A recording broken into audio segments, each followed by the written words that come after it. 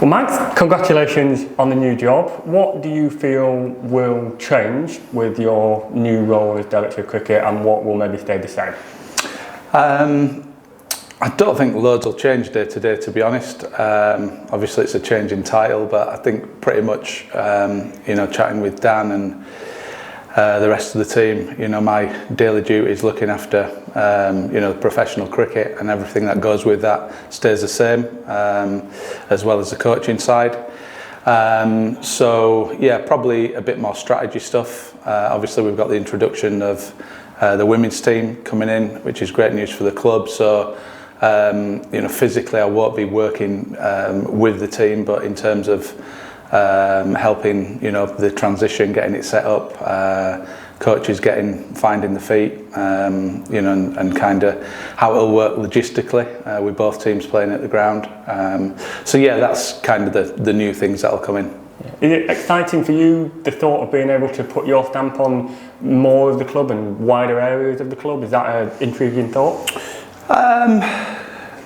Yeah, I guess, look, I mean, I find I'm doing that anyway. I've been here, since 2016, first as batting coach and assistant coach, and then, kind of leading since 2018. So I feel as though, the club have already given me that responsibility, that, the title's changing, but for me it's just work as normal. So, just carry on with the great team of support staff and coaches we've got. And of course, we're always looking to kind of improve and look to, take Essex, the cricket side, men's and women's, as forward as we can.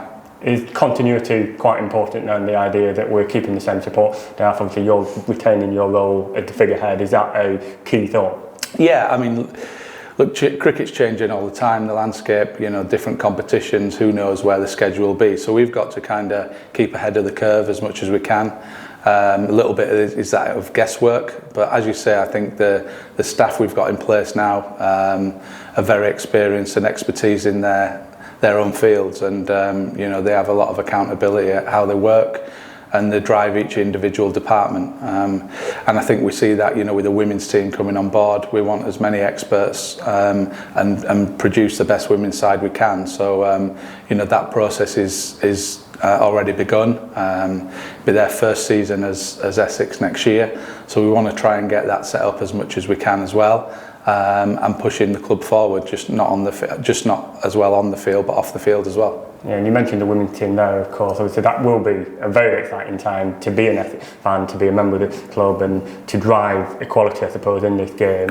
What do you think maybe are the difference between men's and women's cricket, and what can you bring to the women's side, and maybe what can that teach you, if anything?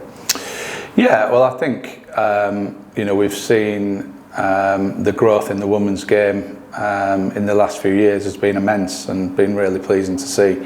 So as I said, it's the first year officially next year as Essex, so we're looking forward to obviously growing that as a club and supporting that. I feel as though my role and our role from the men's side is really support initially, because as I said, we want the best women's coaches, the best women's players, the best women's support staff, and the best facilities. So I think initially it'll be working out how we can dovetail the facilities. We know we're limited on space here, and we're looking at things, how we can improve that, because I think if you get the structure and the facilities right, the quality and the continuity comes from there. So we want to produce the best players, both boys and girls, going forward. So it's our job to inspire the next generation by performance on the pitch with both men's and women. So we'll be here to support, help the coaches come through, and of course we'll learn from both sides. And finally, I think it's fair to say, obviously, your achievements, you mentioned how long you've been here, 7, 8, knocking on for almost a decade, but it's fair to say that what you've achieved here has led you to be pretty revered by the Essex fans. We were still the only county to win the Blast and the Championship in the same season. That came under your stewardship. As you move into this role, is there anything you'd want to say to the Essex fans or anyone who supports this club about what the future might hold? No, I mean, as always, I'm honoured to be in this position. The club gave me a great chance back in 2018 as a younger coach, and I've always feel supported and valued. So thank you as always. The supporters are always very you know, welcome him and pass on good support to the team.